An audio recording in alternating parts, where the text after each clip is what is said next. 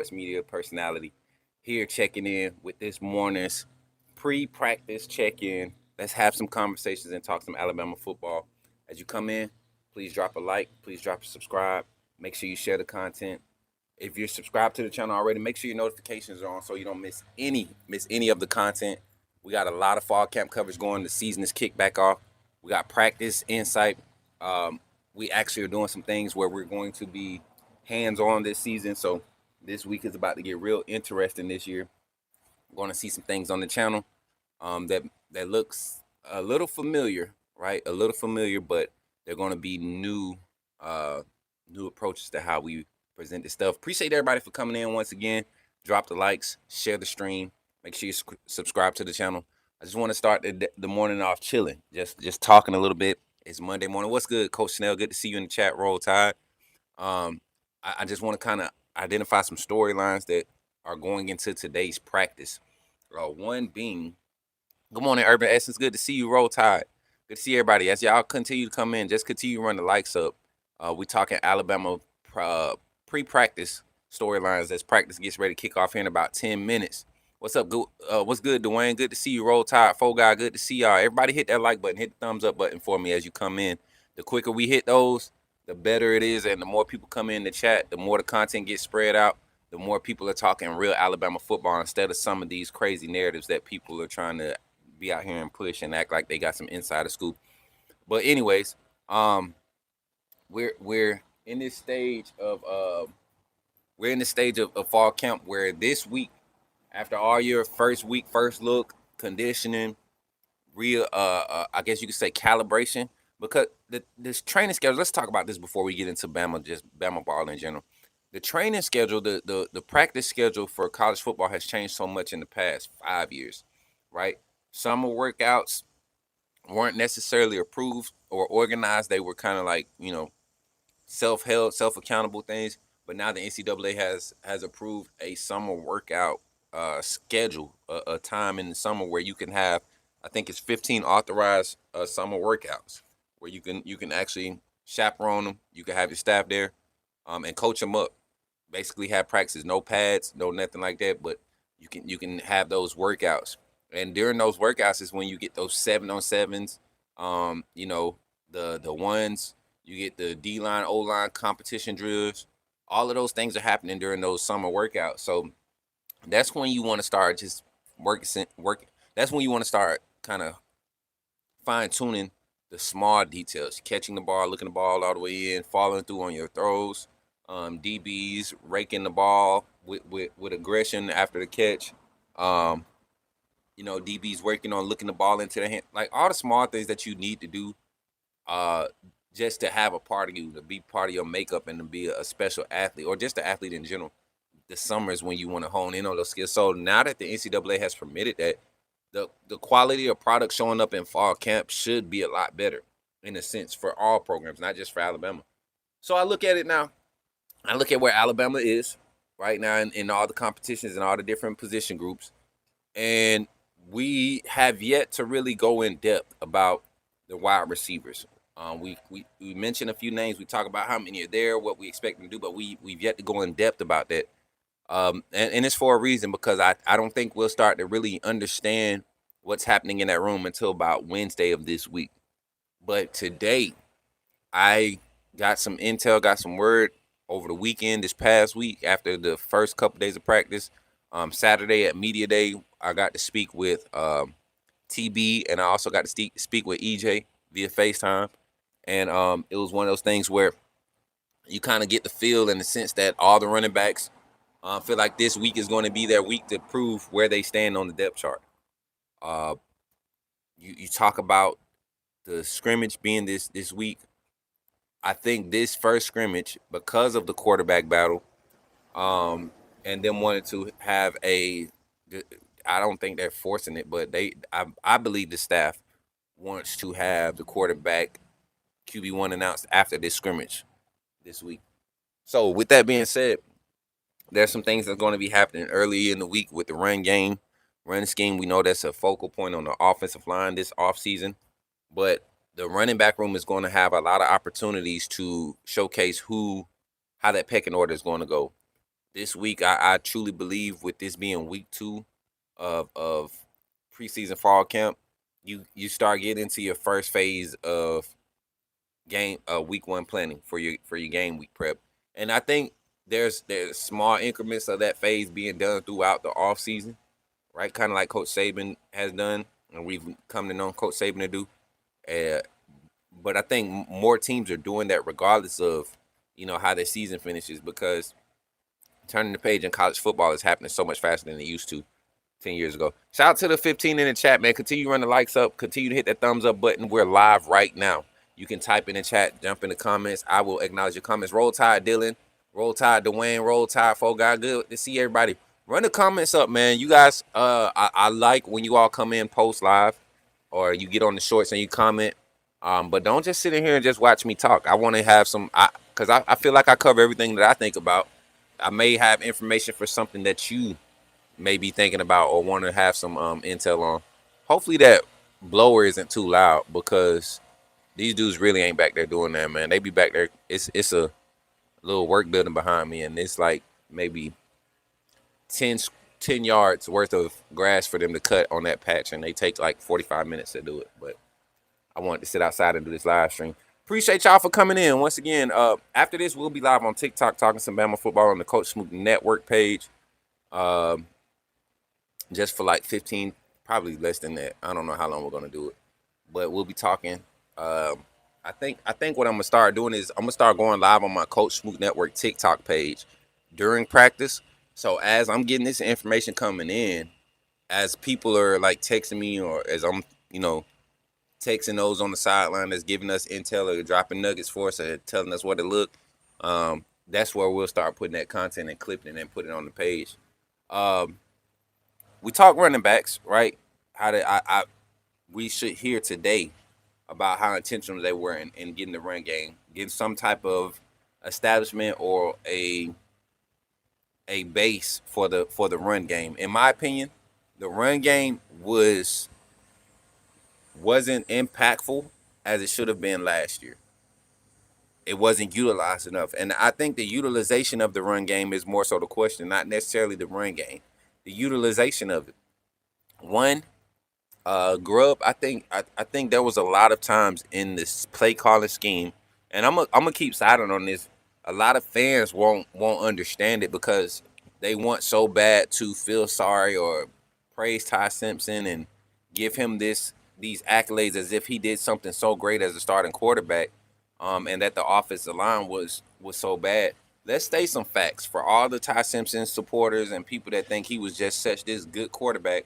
Let's state some facts. I keep telling y'all, the 2 years that Jalen Milroe started at Alabama, his average time in pocket at QB was 3.4 seconds.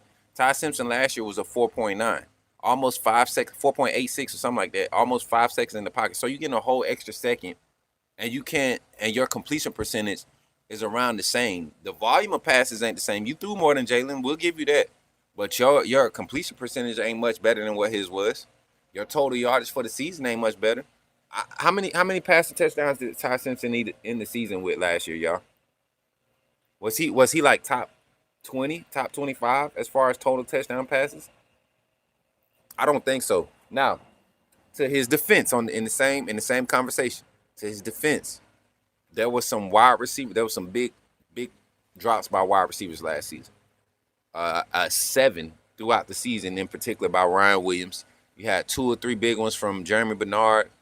You had a few bad ones or late ones, and should have been caught, but were hard catches by tight ends. If we're being honest, the running backs had the best hands on the field last year. Daniel Hill, Kevin Riley, Jared Miller catching out the backfield. Never really had an issue with those guys doing that. But back to the quarterback situation. The wide receivers was dropping, right, last year. But my gripe against Ty Simpson is you had more time. A lot of people like, man, he running for his life. Yeah, because the first 2 quarters when the O-line is blocking their tails off for the first 10, 12 pass plays that you called, and you only getting 4 completions out of that, or you missing on the big play that could showcase how good they were really blocking. Yeah, it's gonna get tiring. They're gonna get tired. Players get tired 3rd, 4th quarter. The D line on the other side is rotating guys. and the edge rushers are fresh. They getting fresh edge rushers. You got a quarterback that can't complete passes, can't throw nothing over 7 yards, 6 yards to threaten the defense and keep everybody out the box. The run game's going to struggle, and the offensive line is going to struggle. It's too many bodies around the line of scrimmage to decipher, and they know they picked that up on that with Ty Simpson. No matter what the concept was outside of that 7 to 10 yard or the 7 to 8 yard radius of defenders, right? From left to right, you're talking about in between the hashes. Everything in that tackle box is the only thing Ty Simpson saw. So when we talk about how good he was, how, what game against a top 15, top 20 defense did he make himself known? Georgia still didn't play a great game that game. I mean, handled it, managed the game well. But let's be for real, man. That Georgia team, they should have beat us. If it wasn't for some of the plays by the running back room, if it wasn't for the momentum swing with Caden Proctor being disciplined, I don't think Ty plays as good as he does, first of all. But he needed some help with a lot of guys. He didn't start off fast that game. I don't get it, man. I'm not a Ty Simpson hater. I just hate the people that hype him up like he's so much better than Jalen Milroe or any other quarterback in the country for that matter. He's not mid, but he's not great either. He's basic. He's a reliable guy that shows up and does the job you ask him to do. Don't expect him to do more. And when he makes a mistake, don't expect him to get better from it. Don't expect him, because he hasn't done it. He hasn't done it since he's been at Alabama, from spring camp to fall camp competitions, and then we saw it all last season. So for all the Ty Simpson supporters and people that think he was just this great quarterback for a stretch of the season, don't let those numbers and that production fool you. A lot of underthrows that he was getting credit for completing, the wide receivers was just winning. They were better than the DBs. And we're talking about that first 7 weeks of the season. What happened after week 7 when people finally got a beat on his tendencies and things? The last 6 weeks of the season, we struggled. Oklahoma had our number. Auburn had our number. We went down to Jordan Hare, and Ty Simpson looked like he was completely lost against Auburn. And this is late in the season. He was not injured. All those guys talking about he was injured and stuff, that man was not injured. He was figured out. That arm got weak. That arm was weak. Ty Simpson's never had the strongest arm in the room. So, like, all these things that people come up with and talk about the game product, man, the defense was the catalyst to everything that happened last year. Ryan Williams wasn't a big playmaker like y'all kept calling for him to be. Jeremy Bernard ended up being the most consistent thing on the offensive side. Your best offensive production came when you had all young guys in. All your young guys in. No Ryan Williams, when you had Latier Brooks schemed up for a play, when you had A.K. Deere and Kevin Riley coming in running the ball, Daniel Hill, those guys, Jam Miller, not a factor, right? All those older guys that were part of Saban's regiment, it just keeps becoming more and more prevalent. So when I look at the offense, right, I just got done with my Ty Simpson spill. Let's go to the wide receiver room. The wide receivers, to me, we don't have a lot of depth at wide receiver. We don't have a lot of depth. And we've seen over the past few years, we don't utilize a lot of depth in the wide receiver room. I went back and I watched some games from last year, barring injuries where everybody was healthy. You know, Jeremy Bernard, Isaiah Horton, Ryan Williams, Rico Scott, Derek Meadows, Latier Brooks. That was your 6-man rotation. When Ryan went down those few games, you saw Latier Brooks get a lot more opportunities, the freshman. I truly believe that Derek Nix is a 4-man guy. Like, he's going to have 4 primary guys that he wants to use. If Ryan Grubb has control of personnel management on the offensive side, which I don't think is going to be a thing this year. I think it was more so a thing last year, being that it was first year as OC, trying to understand personnel. I'm sorry, But anyways, if we see and I'll be able to tell y'all after practice today, it's all, man, my phone already buzzing. We'll be able to tell you exactly how this wide receiver rotation looks. But in that wide receiver room, who becomes the guy? Who becomes the guy? We got to the playoffs with no run game. True, true. And the funny thing is, I love when y'all come in and say no run game, but go look at the yard per carry averages that these running backs were having. I'm gonna go. I'm probably gonna go live on TikTok and just do this all day for some reason because I don't have to go to the gym till tonight. That's why my day feel thrown off. I changed. I'm going to night schedule at the gym so I can start sleeping better. But I want y'all to go and look at the first 3 passes in the Florida State game by Ty Simpson. Um, don't watch ULM or Wisconsin. I don't care about those games. They hyped him up so much because as soon as we got back into the league, play against a Georgia team that was athletic enough to adjust, we saw him struggle in the second half against Georgia. Defense won that game. Vanderbilt game, we seen him. We saw another discrepancy pop up, right, where he rolls out the pocket and he can't throw on the run. All his passes, he has to reset his feet to get a accurate throw, and that's not quality.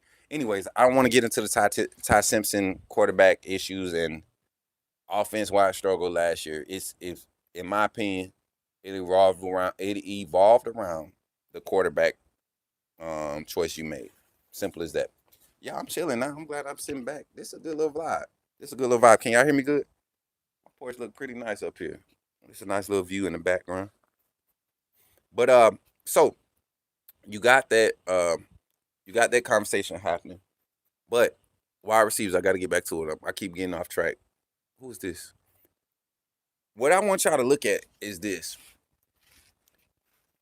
Ryan Williams, and I know super talented. Okay, I got it.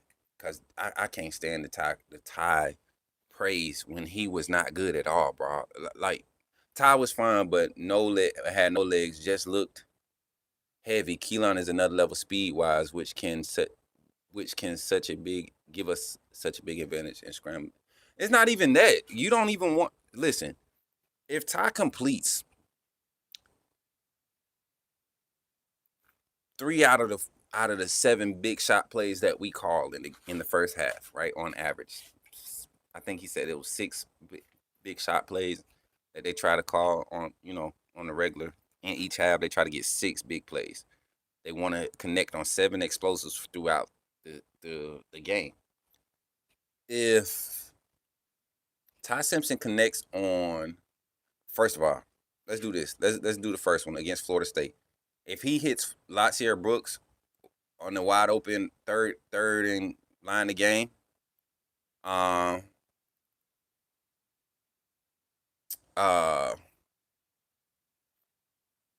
what was the other pass in the game? It was the Latsier Brooks he missed. Checked it down to Cuevas. No first down. The late ball to Ryan Williams that Ryan still could have caught. Right? Wide open. Still could have caught it. Allowed the defender to catch up. And then I think he overthrew Jeremy Bernard. If you look at plays like that, people wonder why the run game was never respected. Well, we never made anybody back up off of us either. You see Latsier Brooks, Rico Scott, Ryan Williams routing guys up.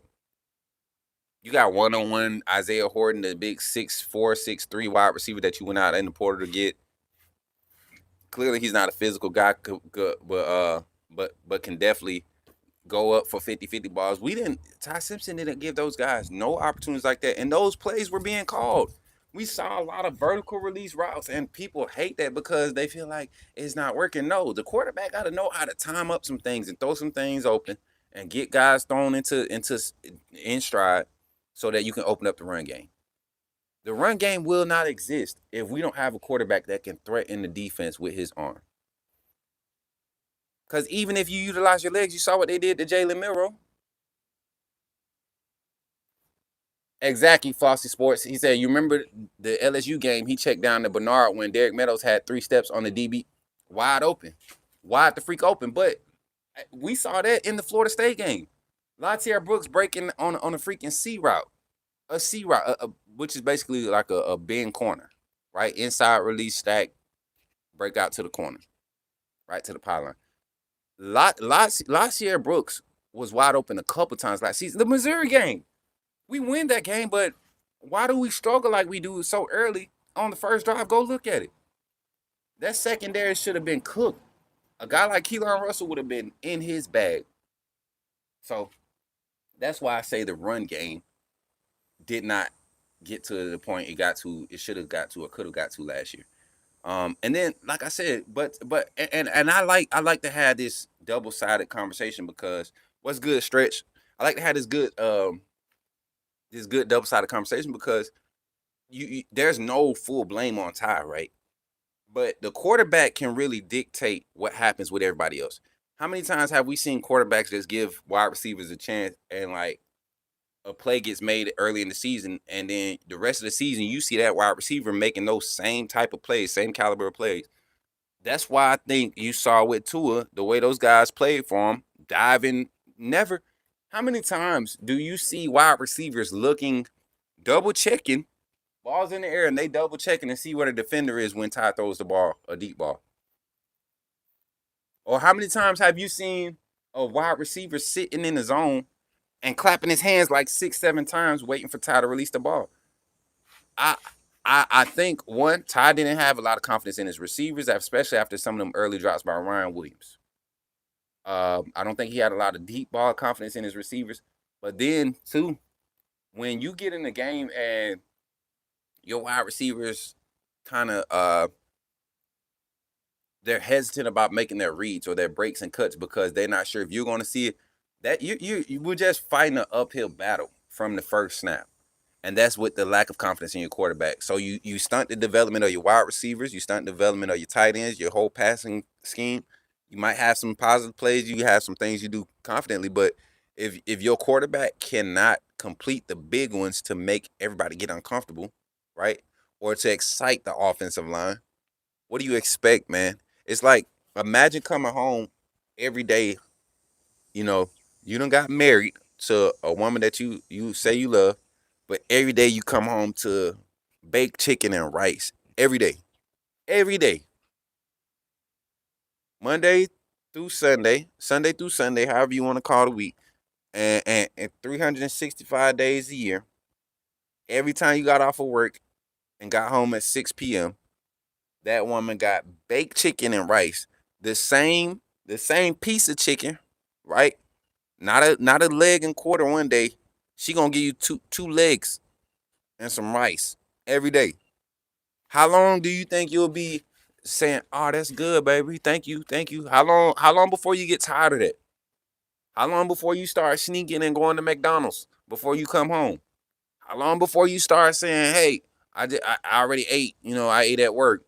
How long before you start doing that? That's how it gets when you have a quarterback that's a game manager, right? Oh, we can do this good. That chicken and rice is good for you. It's nutrients. Some people don't have it, right? But when that's your case, maximize it. But this ain't the case for Alabama. We have quality quarterbacks. We have quality receivers. We have quality offensive linemen. We have super talented personnel and young, I guess you could say, aspiring minds on the staff. I think Alabama's average age on the staff right now is at like 41, 43, something like that. That's the youngest staff we've had since like 2017. So it might be 43 now. Kalen DeBoer just turned 50. He's one of the older young guys on the staff, which is crazy. But I think about this, y'all.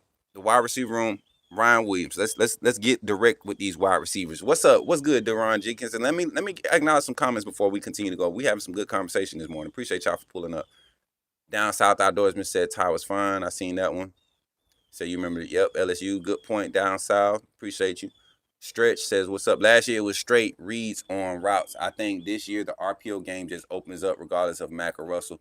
I'm going to tell you this down south. You're absolutely right. You're absolutely right about the RPO being more of a game plan this year. One, because you got two quarterbacks okay, I'm not going to talk about Mack. I didn't see Mack play in high school, but I saw Russell play twice in high school. And I also saw him play in Pee Wee. I saw him play Pee Wee basketball. I saw him play Pee Wee football, right? Or Little League basketball, Pee Wee football, right? The young man has never been scared of the big moment, and he always has kind of been more advanced as far as like trying stuff that you see the pros do. I told y'all there was some things going on in individual warm up drills in practice on Friday or Thursday. It was either Friday or Thursday. He was kind of doing some different releases after the snap, and it wasn't to wide receivers, just tossing the ball to the guys that was catching after the snap. And it's like things that you could tell he's been working on. Release point, sidearm, bending the ball, throwing around, like different things that you see receivers doing their training sessions. He's doing that in practice. It's muscle memory at this point. But last year he made a play against UL Monroe where he's scrambling. The pocket didn't break down. They just created a lane for him to step up in. When he stepped up, no wide receiver was open. He breaks lateral, still pressing the line of scrimmage with his eyes down the field, tucks the ball and sees, I believe that was Rico Scott open up late. Sees Rico open up late, pulls the ball out. Regains control of the ball from into the throwing posture, tosses a nice little duck lob pass, touchdown. It wasn't even a duck. I think he threw it on a rope. It wasn't a tight spiral though. He just threw it. Nice little velocity on it. Plays like that. I'm telling y'all, man, it's one of those things where we didn't see Mac do that in garbage time. We ain't seen Mac do that ever since he's been at Bama. We've seen Mac when he starts taking off towards the line of scrimmage, he pulls a Ty Simpson, kind of like he looks lost in the moment. There's no control in the moment. What's up, Joseph? Good to see everybody. Dylan Durham says off topic, but did you see the 8th grader in Alabama that threw? Yes. That's the young man that played at Selma. Selma has a freshman quarterback that played varsity last year as an 8th grader. The boy is good. They got a whole bunch of Southside. They got a whole bunch of wide receivers. Cedric Simmons is one of those guys. The Smith brothers came from that school. Who else is the other wide receivers? They had like 7 wide receivers the past 3 years. Selma, they literally they need just 5 bodies on the O-line and just drop the quarterback back and throw it up. Smook, who do you think will be the 3rd wide receiver? Rico, Sedarian, or Meadows? Oh, you're assuming that is Ryan. Okay, I get you. I see what you did there. Meadows. I think Meadows the first guy up. I think he's the first guy up. X. He's Okay, that's what it was. He was at Southside last year. He had Selma this year. Okay. I don't know. Selma doing. All right, we'll talk about that. Let me get back to this comment first. I think the 3rd wide receiver be Derek Meadows. I think he'll be the starter at X. Do I think him and Sedarian Morgan find themselves on the field at the same time? Sometimes in the red zone. I saw some things with Sedarian, Derek, Caleb, and Josh Ford on the field at the same time. And I saw I got a picture, and I think I posted. I don't know if I posted on Twitter yet. Y'all, I've been up. I didn't go to sleep until 3 this morning. So I woke up late this morning. So all my clients wanted to reschedule their workouts to tonight, which was awesome. Thank God.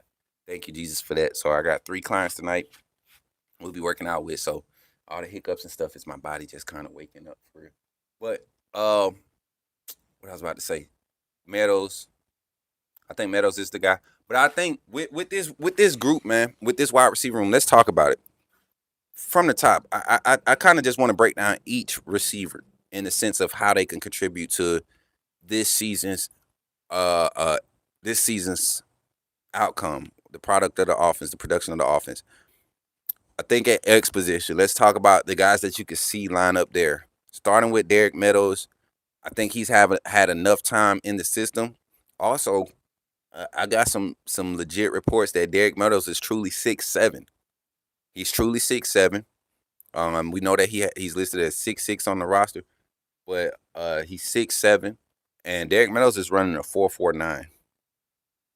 That's what he got clocked at on his 40 going into spring, a 4.49. I don't know if you all understand how fast a 4.49 is, but I'll say this. Jeremy Bernard ran a 4.5 40. Isaiah Horton probably runs like a 4.5. 40. And I'm just talking about like the type of just to give you all a visual of game speed. We've seen Derek Meadows on the field, and there's a big body frame that's always a threat in the second and third level, no matter what the play call is. When you look at the play post snap, when you look at the play post snap, you see Meadows kind of towering over every DB.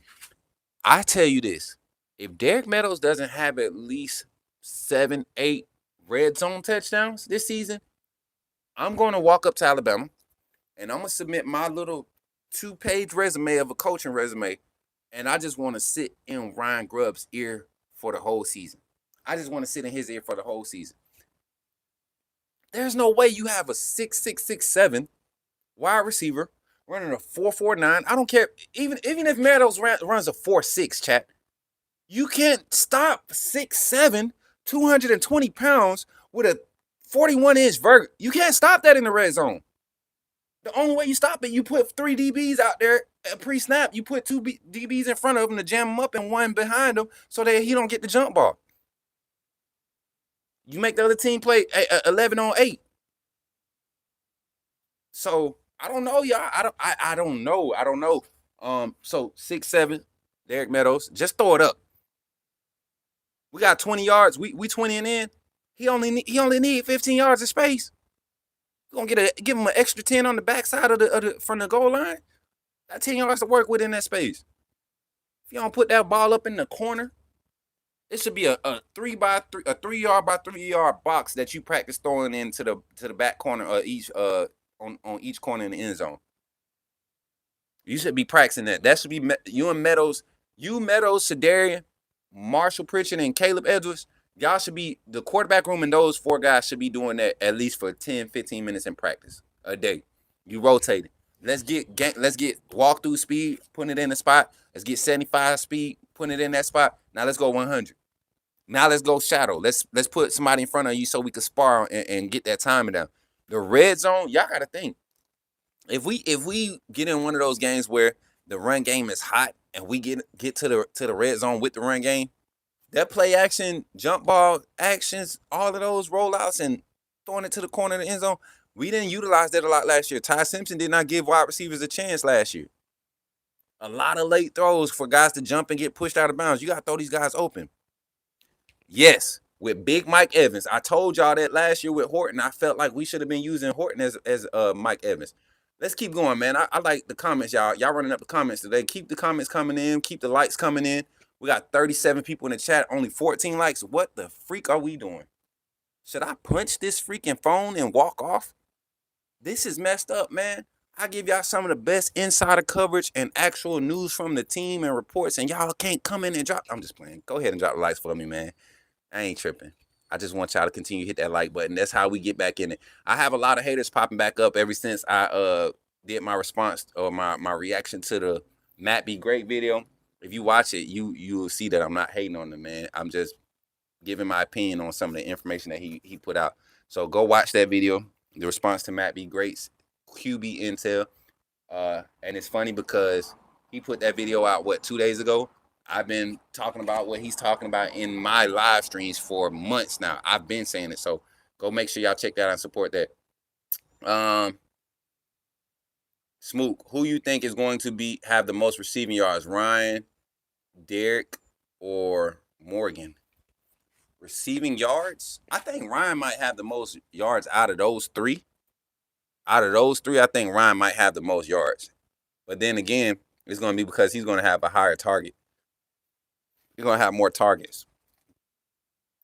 I don't think he'll be the most impactful receiver, though. He was definitely going to be a focal point in the offense, though.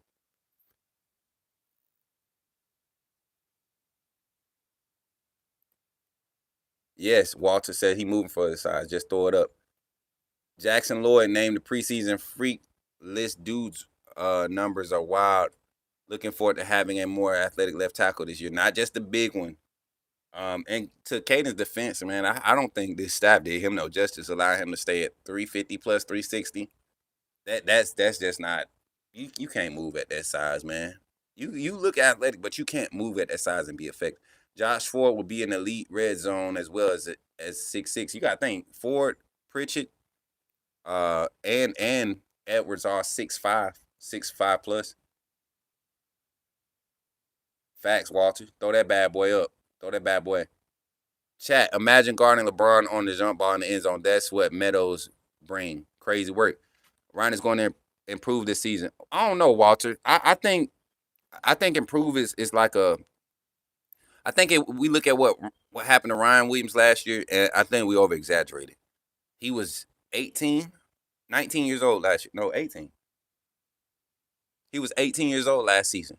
Most 18-year-olds are freshmen in college, and they're making the same type of drops that Ryan was making. Their bodies are developing. They're going through mental changes. All of that. So I think that had a lot of part to play in it. But also, he just got to be more focused in the small things. As an athlete like that, you gotta be able to do the small things. We need Noah Rogers ASAP. No, you don't. Let Noah Rogers continue to get better. Depth wise, you might need him, but there's a skill set on this roster, and I'm about to talk about it. Sedarian Morgan, the true freshman wide receiver behind Derek Meadows at the X. I done got distracted and started doing all that. You had Derek Meadows at the X. You got Sedarian Morgan at the X. And when Noah Rogers gets back, he's another guy that's going to work at the X. But while he's going, Maurice Mathis, the true freshman, he's getting some work there. You ever look on film and see 21? He's a 6'1", 6'2", 200, 210 type body, Debo Samuels type body. But is a long strider, strong hands, possession type of receiver, not a burner. So most of those guys go to the X, right? I look at where Latsier Brooks and Aubrey Walker and hell, the Z and the slot positions are so interchangeable. Tyrell Henderson, Rico Scott, Ryan Williams, MJ Chergwin, Latsier Brooks, Aubrey Walker, Amari Sabb is in that room. And when you think about it, that's all the wide receivers Alabama has available, right? Ryan Williams, Derek Meadows, Sedarian Morgan, Maurice Mathis, Rico Scott, Latsier Brooks, Terrell Henderson, Aubrey Walker, Amari Sabb. That's 9 guys. MJ Chergwin, that's 10. And then you add Noah Rogers, that's 11. That's not a lot of depth. You're talking about dividing 11 guys up between 3 positions. Yeah, you can get your depth chart there, but think about how many times we've seen the number 1 guy go down like we seen with Noah Rogers in the season, though. And then you see the actual drop off for the wide receiver. So you got to think that Alabama's wide receiver room is going to be pushed. I don't think they put so much intentionality on it this week because they're confident in what they have at quarterback. I think this week, the wide receiver separation happens by the small things. They're going to have a lot of opportunities to block this week. I keep telling y'all. I'm not saying that they're not going to pass the ball at all this week, but there is an intentionalness on finding where we start for the run game. Where do we start to establish the run game? Where do we start to begin to create an identity for our run game? And so when it comes to those things, I think more often than none, you start to see quality wide receiver rotation and production by committee. Meaning, Ryan Williams might be the most targeted guy, but I think for this roster, you might get 2 or 3 guys that don't get a lot of playing time with 200 yards receiving for the season, playing in like 6 or 7 games, getting targeted, maybe 10 receptions, But I think your top heavy guys, where the most of your production will come from, will be between like 6 or 7 guys. 4 wide receivers, a tight end, and 2 running backs. I think your 4 wide receivers that give you the best production this year. One, because of volume and targets, I think Ryan Williams is going to be that guy. I think 2, I think Latsier Brooks. Let me stop. I think Latsier Brooks will be wide receiver number 1 as far as production. I think with him being able to getting lined up in the slot and on the boundary this season, same thing they did with Ryan last year, just kind of keeping those guys interchangeable. But now Latsier Brooks got that year experience. Now he's moving into different spots. It's going to be hard to keep up with him. And, Ryan Williams will garner a lot of attention, and he's going to benefit from that early on. So I think his stats will be projected and pushed a lot further him and Derek Meadows will be able to benefit from Ryan Williams being the primary guy. I think Rico Scott will be a possession volume type guy, meaning 3rd and 5s, 3rd and 7s, second and 11s, or possession type concepts where you want to get this guy in a spot and try to get him a look. That's what's going to cause Rico to be like top 3 production. And then number 4, I think the true freshman Shadarian Morgan sneaks into this production thing with all the talent and the hype surrounding him. I think he's one of those guys that shows up and gives us some impact plays, some flashes of what his future is going to look like. And then the rest of the guys, man, honorable mention type production guys that will have opportunities, and I feel like we'll be able to perform. I'm excited about what's the young man's name? I done went blank. Aubrey Walker. I think Aubrey Walker, after this scrimmage Thursday, people are going to be talking about some things that he doing in the scrimmage. Kevin Riley, I think will be, if push come to shove, will be a guy that they slide into the slot. And I don't know. I don't know if we have that guy that can really demand double teams and all of that. I don't think we have that. Ryan Williams ain't that guy. Not right now. Do I think he could ever develop to become that guy? He's not a Devontae Smith to me. He's not. And he may become that. He may become that, but yeah. He said I can see Meadows and Morgan with 4 to 450 each with 5 to 6 TDs. Yeah, that's solid too. That's solid, especially for the X position. When you got 2 skill sets that can split the reps like that, you can see that, because when Dunze was the guy and they didn't really have no rotation behind him, he was an 1,100-yard guy, I believe. I think he had 74 receptions from that spot. 74 divided by 2, that's about 30 receptions a piece, 35 receptions a piece. You know what I'm saying? You start just doing some hypotheticals. Get these boys Derek Meadows and Shadarian Morgan 35 a piece, 35 targets in the season. They should be able to produce 500 plus. I think we forget Shadarian Morgan is a yards after catch receiver too. He's hard to bring down. Meadows not as much, being so tall and lanky, it's easy to trip the tall guys up. But Shadarian Morgan is 6'4", 225. Baby Julio. Shout out to the 42 in the chat. Continue to run the likes up, man. We got about 3 to 5 more minutes we're going to stay on here. So we talk running backs. We talk wide receivers. Today, I feel like we'll get a lot of insight and explanations on that. Let's go offensive line real quick. It's continue to shape up. I did a short report yesterday from all my practice reports and texts that I was getting. Y'all know I play it. I'm a musician at my church, so I don't get to, when we have practice on Sunday, I don't get to check my phone and get all the inside scoop that I want to release to y'all till about 1 p.m., 2 p.m. Practice ends at like 11. Well, practice starts at 11 and it's usually done by 12:31. So I'm usually getting to my phone as everything is getting settled down. And so yesterday, the O-line rotation, we talked about that a little bit. I'm sorry, y'all, I was kind of dazed. We talked about O-line rotation, where the competition is. I'm telling y'all, with the run game being an intentional evaluation point for this week, don't be surprised if you see them say that they got their first 5 this year.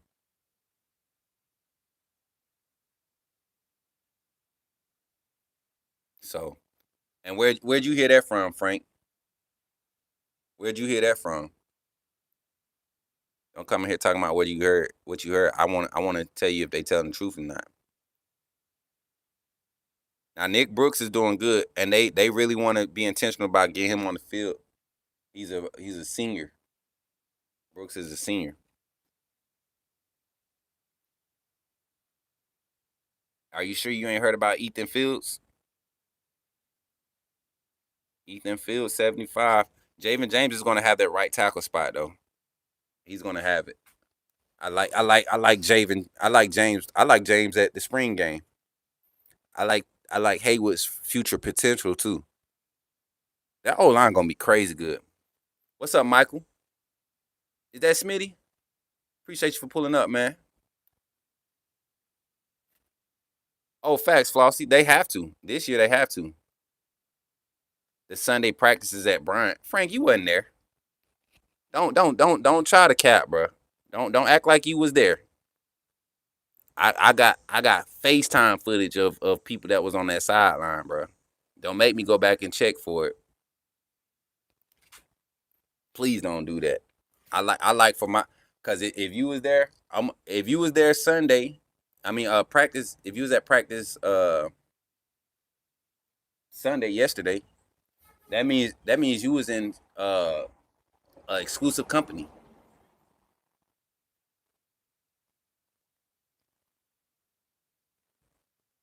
You heard what? I'm asking who you heard it from. Who you heard it from? Who you heard it from? And please don't tell me talking about some media guys that only get to do interviews. They don't get to see practice for real. They get a media viewing period, and then they're all right. So when we talk, I'm gonna tell y'all what happens at Bama media, and this is not to throw shade. So when y'all want to kind of contrast the information that I'm putting out and where I'm speaking from and where they speak from when they give their information, Bama media does not get to see any parts of practice other than the media viewing period. And that's 10 minutes where they're all in one little secluded area, right? And they get to record from that area. They don't get to walk around the field and get like close up action shots, all that stuff. They stand in one spot on the sideline, and you have like 20, 30 different media outlets fighting over this this size of a space to record guys doing warm ups. And then and then you see guys like their teams of people, they off to the side and they trying to see who is at where and trying to figure out what kind of storyline they can make up. That's fine. Be there, get that, put that information out. You know, who's lining up for drills and stuff. But one thing I like being able to do is, man, you should have seen, bro. Like them FaceTimes and those moments, yeah. That's why I be trying to check. Cause message boards are how you screwed up, man. Message boards are how you screwed up. You got to think, man. It's dudes that claim that they know so many people, and I get to the campus and I'll be like, do you know a Matt such and such, or do you know on the staff?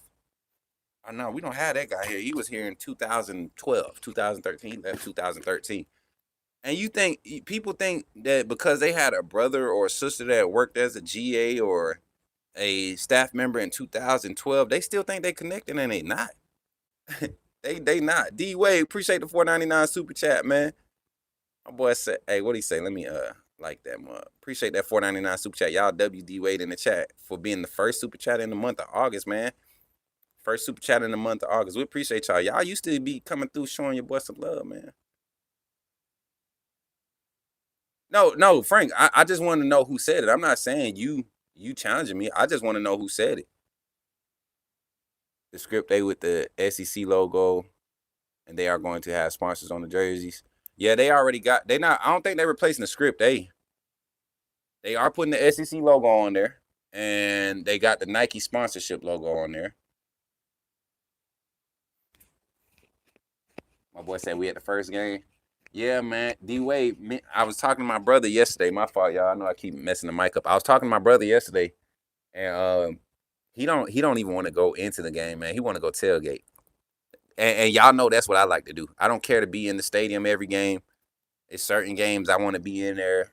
It limits what we do as far as content. And I don't know. The new Skycam views for all the games that they played for Alabama last year, that's my favorite view to watch the game. It's almost like the all 22. You know what's crazy? This year we actually might be able to actually stream the game and get paid for it and commentate it. As a matter of fact, I'm going to put that out there today. I have a thing that I'm gonna be able to do. It's gonna be fun. But anyways, y'all, you got a ticket for? Bet, bet. I got you. Talk to me later, cause that might be a game changer. We might have a full day set up, and you could be on that content team with me. I know you do content too. You could be on that entourage team with me with the content. Me, you, my brother. We got Zach. That's gonna be pulling up. We got a few that's gonna be pulling up. for the content, and we're gonna do week 1 coverage. It's gonna be fun, y'all. It's gonna be fun. So if y'all can meet us in T-Town, definitely meet us in T-Town. Week 1 versus Eastern Carolina. It's gonna be fun. For sure, bro. For sure. Already, man. Already. Listen, y'all. I'm gonna go ahead and get out of here. What we're gonna do is we'll be back later. I should start getting our texts and reports here in about 45 minutes. We'll start doing that, and then I'll be live at noon to give y'all a post practice report. I'm about to do some reaction stuff and do some edits. Like I said, it's a grind season for us now, baby. We back in it. Your boy been in the gym. We been out here getting that Bama content for y'all. We got some outside Bama content, some high school coverage content that I think y'all are gonna like to kind of decompress from the college football world and all the drama and the energy behind college football. But don't forget to like, share, and subscribe. Don't forget to make sure your notifications on so you don't miss any of the live content or any of the content in general. And make sure you go check out the shorts and the vibes that we're posting from all of our live streams. It's been a cool, and we didn't walk and talk this morning. We just sat down and talked. Front porch politicking with Coach Smook. Walk and talk this morning, man. Appreciate y'all for showing love. Hey, facts, Walter. We not doing that. Ain't no more watch parties from walk-ons this year. Frank said we saw. Listen, man. Go turn on Terrence Green's film highlights from when he played at Oregon. Go turn on Devin Tompkins' film from when he played at Oregon. You got Jeremiah Beeman back. You got London Simmons back. Those four are just in general, the four up front. All 6'4", plus, all 285 plus. And do you think those four are dogs, bro? Do you think those four are dogs? And then behind them, Edric Hill proved himself last year. 94 proved himself a lot last year. Asai Fager proved himself a lot last year. We got 6 right there. The transfers and the young guys are the only ones that really got to show up. I think you could go strong with 6. But I know we'll be using 11 to 12 guys on that D line. You got to, man. My lower back is tight, y'all. So I appreciate y'all once again. Thank y'all for tapping in. Like, share, subscribe. Make sure you comment. Let me know where you watch from. And remember, when you see me in the streets, holler at me and say, put me in the game, Coach Smook. I'll catch y'all on the next one. Be